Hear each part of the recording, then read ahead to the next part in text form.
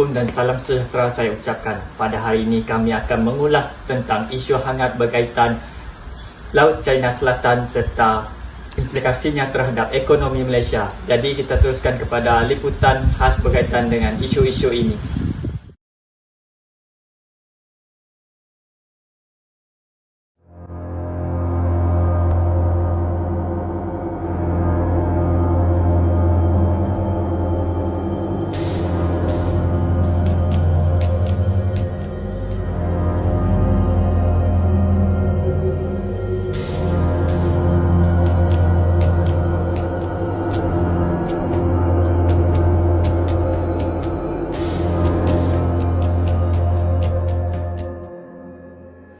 Laut China Selatan adalah kawasan strategik yang terletak di Asia Tenggara dan ia menjadi salah satu laluan perdagangan maritim yang paling sibuk di dunia. Dengan keluasan lebih daripada 3.5 juta kilometer persegi, Laut China Selatan menghubungkan kawasan-kawasan penting seperti Lautan Pasifik, Laut China Timur dan Lautan Hindi. Kawasan ini mempunyai kepentingan besar bukan sahaja dari aspek perdagangan tetapi juga dalam geopolitik kerana ia kaya dengan sumber semula jadi seperti minyak, gas dan ikan. Selain itu, Laut China Selatan juga menjadi laluan utama bagi kapal-kapal yang mengangkut barangan antara Asia, Eropah dan Amerika Utara.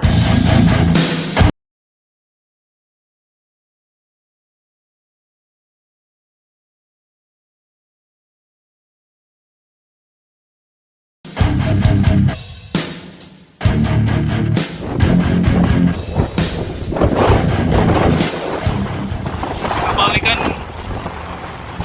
dilindungi atau dijaga oleh Coast Guard China, sementara pergerakan KRI Ciptadi terus dicoba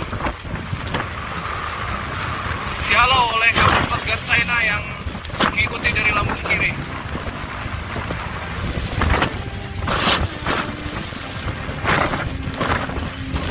KRI Ciptadi mempertahankan halu dan kecepatan, sementara Coast Guard China bergerak mendekat mencoba menghalangi halu dari KRI Ciptadi. The South China Sea is the sea that China badly wants to control. But the problem is, China is not the only one claiming islands in this sea. There are Brunei, Malaysia, Taiwan, Indonesia, and the Philippines. Based on the perspective of China, they are the rightful owner because these islands are within their so-called 9-dash line. But legally, according to UNCLOS, they are already within other countries' EEZ or Exclusive Economic Zone. It means that the islands that the Philippines and China are fighting for are legally owned by the Philippines. But even then, why does China badly want to own the whole South China Sea? Namun, Laut China Selatan merupakan kawasan yang penuh dengan pertikaian yang terutamanya melibatkan isu pertibihan wilayah. Isu ini melibatkan negara-negara yang terletak di kawasan Asia Tenggara dan China. Antara negara yang terlibat dalam isu ini ialah China, Filipina, Malaysia, Vietnam, Brunei dan Taiwan. Negara-negara yang telah saya katakan ini mempunyai hak kedaulatan ke atas beberapa perkara yang terdapat di dalam kawasan Laut China Selatan. Antaranya adalah pulau, terumbu karang dan juga kawasan perairan di Laut China Selatan.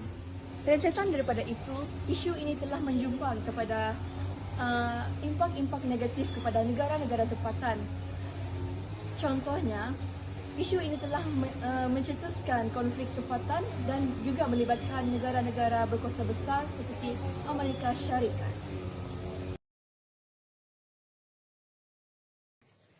Agensi Penguatkuasaan Maritim Malaysia telah mengesan beberapa pencerobohan kapal nelayan asing di perairan negara. Pencerobohan dikesan berlaku di kawasan Beting Hempasan Banting BHP di perairan negeri Sarawak sekitar gugusan Beting Patinggi Ali BPA. Ketua Pengarah APMM Datuk Ahmad Puzi Abdul Kahar berkata, Pada 24 Mac lalu, kapal peronda KM Siakap telah mengesan 70 bot nelayan asing di perairan Sarawak di kawasan Beting Hempasan Banting BHP. Susulan itu, pada hari yang sama, pesawat Bombardier CL-415 telah diterbangkan untuk membuat pemantauan udara dan mengesan lebih kurang 100 buah berada di jarak 52 batu nautika di barat BHP. Berikutan itu, pemantauan udara dibuat berturut-turut pada 25 hingga 27 Mac 2016 dan mendapati kapal nelayan asing masih berada di perairan negara.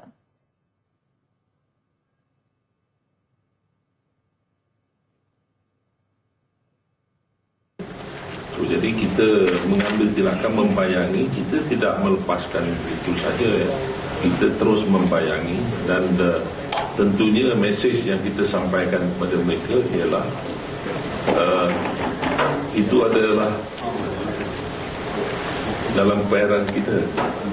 Kita menekankan peri pentingnya perairan negara kita tidak diceroboh oleh sesiapa, oleh mana-mana pihak.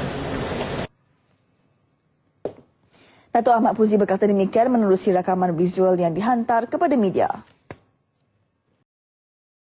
ASEAN dan China setuju untuk mempercepat rundingan mengenai isu Laut China Selatan dalam mesyuarat Menteri-Menteri Luar ASEAN. Ia antara butiran yang termaktub dalam pernyataan bersama ASEAN dan wakil China Wang Yi yang berada di Jakarta untuk memberi sokongan implementasi kerjasama dan kepusatan ASEAN dalam membangun serantau yang inklusif. Laporan penuh disediakan wakil TV3 di Indonesia, Kevin Budiarto. Bagi ASEAN, ini adalah langkah yang penting untuk mencari jalan rundingan dan kod etika yang berkesan serta substantif. China dilihat menjadi rakan penting ASEAN dalam memastikan kestabilan serantau. Kesemuanya mengarah kepada perkara yang sama dalam usaha kita mengukuhkan lagi hubungan dengan negara-negara yang berkenaan untuk memberikan impak yang baik untuk menjaga rantau Asia Tenggara untuk menjadi rantau yang aman, stabil dan makmur. ASEAN turut mahukan sokongan China dalam implementasi dasar pandangan ASEAN tentang Indo-Pasifik AOIP dan menjadikan ASEAN sebagai zon bebas senjata nuklir. Sehingga kini tiada satupun dari 5 kuasa nuklir dunia, China, Rusia, Prancis, United Kingdom dan Amerika Syarikat menyetujui perubahan protokol yang dimeterai sejak 25 tahun lalu. Ya, begitu juga China telah memberikan komitmen ya bahawa mereka bersetuju tanpa syaratnya ya, dan itulah komitmen yang diberikan oleh mereka. Mesyuarat Menteri Luar ASEAN AMM ke-56 hari ini diteruskan dengan sesi dialog dan pertemuan dengan 10 rakan ASEAN seperti India, Australia, China, Jepun dan Kesatuan Eropah EU. I want to stress the clear convening power that the ASEAN has. The European Union wants to engage more with ASEAN. It's a vibrant economy. It's a geopolitical power. We have to be here more present. Kerjasama dengan negara-negara rakan, dialog hari ini merangkumi kerjasama di pelbagai sektor dan menjadikan ASEAN sebagai pusat epicentrum pertumbuhan melalui kerjasama finansial, pelaburan, perdagangan, juga menjaga keamanan di kawasan. Kevin Budiarto melaporkan Jakarta, Indonesia, TV3. Sejak lebih 7 dekad yang lalu, Laut China Selatan telah menjadi tumpuan utama dalam pertikaian antarabangsa. Kawasan ini bukan sahaja penting untuk keamanan serantau tetapi juga penting sebagai laluan perdagangan utama. Selain itu, Laut China Selatan juga kaya dengan sumber semula jadi seperti minyak, gas dan sumber ikan yang meningkatkan kepentingan kawasan ini kepada negara-negara yang terlibat. Malaysia berpendirian Laut China Selatan perlu kekal sebagai laluan perdagangan dan perairan yang aman. Perkara itu dinyatakan Perdana Menteri Datuk Seri Ismail Sabri Yaakob ketika bertemu dengan rakan sejawatnya di Indonesia, Joko Widodo. Isu itu dibincangkan pada lawatan pertama ke Republik itu hari ini sejak beliau memegang tampuk kepimpinan negara. Katanya semua pihak perlu mengelakkan tindakan yang boleh menimbulkan ketegangan dan bersifat provokatif. Manakala sebarang pertikaian mengenai Laut China Selatan perlu diselesaikan secara aman berlandaskan prinsip undang-undang antarabangsa yang diperakui bersama, termasuk Konvensyen Pertubuhan Bangsa-Bangsa Bersatu berhubung Undang-Undang Laut 1982. Pertemuan sama turut menyentuh mengenai isu sempadan maritim serta isu berkaitan Myanmar. Assalamualaikum, salam Malaysia Madani. Berita pagi bersama saya, Awatif Eza. Sebarang isu berkaitan Laut Cina Selatan perlu ditangani secara berterusan menerusi ASEAN. Menteri Pertahanan Datuk Seri Muhammad Khalid Nordin berkata, tiada isu jika kapal asing melalui Laut Cina Selatan. Ini kerana ia adalah laluan bebas. Namun, isu timbul jika kapal asing terbabit berhenti di kawasan perairan berkenaan. Menurut beliau, kehadiran mana-mana kapal asing di Laut Cina Selatan tidak seharusnya dianggap sebagai satu pencerobohan kerana kawasan perairan itu adalah laluan bebas. Media antarabangsa melaporkan China telah meningkatkan kehadiran pasukan ketenteraan dan pengawal pantainya di Laut Cina Selatan sejak awal tahun ini.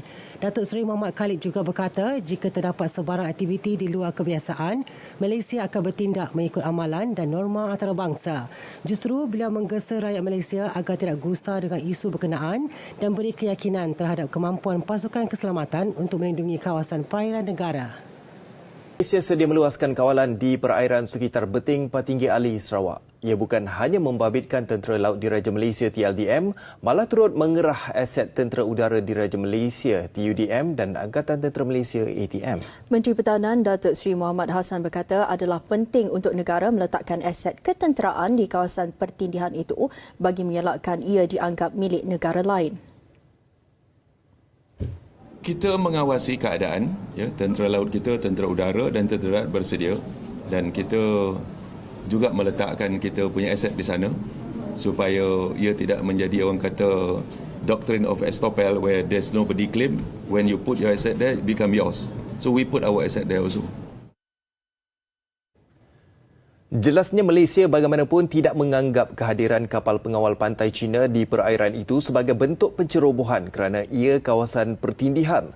Beliau ditemui selepas meninjau tapak pembinaan perumahan program satu anggota satu rumah sasar ATM di Sungai Besi, Ibu Negara pagi tadi. Beliau mengulas laporan portal berita bahawa kapal peronda kelas Kedah milik TLDM KD Kelantan PV175 dilapor berada di perairan sekitar Beting Patinggi Ali untuk memantau kehadiran kapal pengawal pantai China. Jadi salah satu faktor yang menyumbang kepada isu ketegangan pertindihan wilayah ini disebabkan oleh China itu sendiri menuntut hampir keseluruhan Laut Cina Selatan yang dikenali sebagai Nine Dash Line. China menganggap tuntutan ini wajar dilakukan berdasarkan sejarah kuno dan peta yang telah dikeluarkan oleh Kerajaan Nasionalis China pada tahun 1947. Namun, negara-negara seperti Filipina, Malaysia, Vietnam dan Brunei telah mengorak langkah dan mengemukakan hak mereka ke atas kawasan pertindihan ini melalui undang-undang antarabangsa, khususnya UNCLOS dan juga Konvensyen Pertubuhan Bangsa-Bangsa Bersatu mengenai Undang-Undang Laut. Sejak beberapa tahun kebelakangan ini, ketegangan meningkat apabila China mula membina pulau-pulau buatan di terumbu karang yang terletak di kawasan yang dipertikaikan. Ini menambahkan kerisauan di kalangan negara-negara jiran. Kini, kita melihat bahawa ketegangan ini bukan sahaja menjejaskan hubungan diplomatik, tetapi memberi impak besar terhadap ekonomi negara-negara yang terlibat.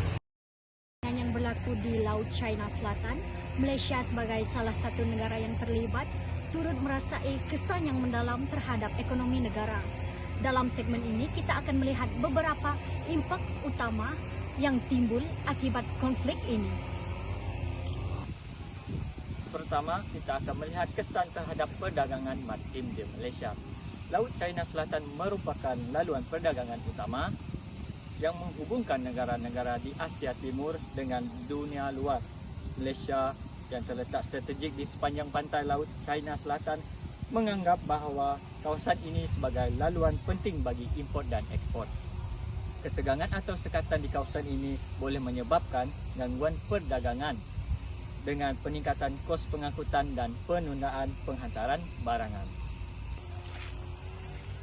Seterusnya, bagi kesan jangka panjang kepada sektor ini pula ialah apabila konflik ini berlanjutan, negara-negara di sekitar Laut China Selatan termasuk Malaysia mungkin perlu menghadapi perubahan laluan pelayaran yang lebih panjang dan lebih berisiko. Ini bukan sahaja akan menaikkan kos perkapalan dan logistik, tetapi juga memberi impak kepada industri import dan ekspor Malaysia. Sebagai contoh, Malaysia adalah pengekspor utama palm oil, elektronik dan produk pertanian. Sebarang gangguan dalam laluan perdagangan utama ini akan memberi kesan langsung kepada keupayaan negara untuk mengekalkan daya saing di peringkat antarabangsa. Selain perdagangan, sumber semula jadi Laut China Selatan seperti minyak dan gas adalah antara sebab utama negara-negara berebut untuk menguasai kawasan ini. Malaysia yang mempunyai tuntutan di beberapa kawasan bergantung pada eksploitasi sumber tenaga dari Laut China Selatan. Konflik ini mungkin menyebabkan penghalang dalam eksplorasi dan pengekstrakan sumber semula jadi yang memberi kesan kepada bekalan tenaga negara. Adakah konflik ini akan membawa kesan langsung kepada tenaga Malaysia? Betul, kerana Malaysia banyak bergantung kepada sumber minyak dan gas yang diperoleh di Laut China Selatan. Sekiranya syarikat-syarikat terpaksa menghentikan operasi di kawasan-kawasan ini disebabkan oleh ketegangan atau ancaman keselamatan, Malaysia mungkin terpaksa mencari alternatif sumber tenaga yang boleh meningkatkan kos tenaga bagi sektor-sektor tertentu. Selain perdagangan dan tenaga, sektor perikanan Malaysia juga turut terjejas dengan ketegangan di Laut China Selatan. Negara kita terutamanya di negeri-negeri di pantai seperti Sabah dan Sarawak bergantung kepada Laut China Selatan untuk sumber ikan. Bagaimanakah ketegangan ini menjadi kesan kepada sektor ini? Sebagai negara yang bergantung penuh terhadap hasil laut, ketegangan di Laut China Selatan ini berpotensi menjejaskan akses nelayan untuk ke kawasan perikanan utama. Sekatan terhadap ekonomi, aktiviti ekonomi seperti memancing atau gangguan terhadap kawasan perikanan tradisional ini juga boleh menyumbang kepada kesan langsung kepada pendapatan nelayan tempatan. Sekiranya ketegangan berterusan, maka hal ini boleh menyebabkan kekurangan bekalan ikan daripada perangkap dalam sumber perikanan yang terjadi. Dan ini pastinya memberi kesan kepada masyarakat yang bergantung kepada sektor perikanan sebagai mata pencarian utama mereka. Betul, Nizam. Ketegangan ini boleh menyebabkan lebih banyak masalah sosial dan ekonomi, terutamanya kepada komuniti nelayan yang tinggal di kawasan pantai. Keadaan ini bukan sahaja memberi tekanan kepada industri perikanan, malah juga memberi kesan terhadap kehidupan harian rakyat yang bergantung penuh kepada sumber laut sebagai sumber utama pendapatan mereka. Sebagai keseluruhan pengulasan isu ini, kita boleh melihat bahawa konflik Laut China Selatan bukan sahaja memberi impak terhadap politik serantau, tetapi juga mempunyai implikasi besar terhadap ekonomi Malaysia. Dalam usaha untuk memastikan kestabilan ekonomi dan kesejahteraan rakyat, Malaysia perlu memperkukuhkan diplomasi dan kerjasama serantau untuk mencari penyelesaian aman bagi menyelesaikan ketegangan ini. Malaysia sebagai anggota ASEAN memainkan peranan penting dalam mendekatkan negara-negara yang berkaitan kepada penyelesaian damai.